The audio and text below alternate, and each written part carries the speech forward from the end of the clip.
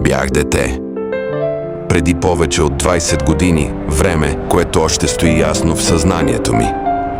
По цял ден бяхме навън с топката. Аз с червеното сърце, той с синята кръв.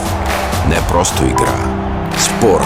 Вечно дерби още от асфалта между сградите. Готвихме се за дербито до вечера, червени срещу сини. Деца бяхме, но напрежението беше истинско.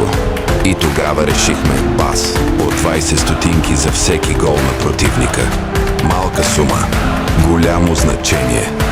На следващия ден отидох да го извикам. Вратата отвори баща му, слиза ма каза. Той слезе намусен. Подаде ръка. В нея 60 стотинки. Не ги взех, защото приятелството не се печели с голове. А онзи ден ЦСКА победи Левски с 3-0. Да се знае.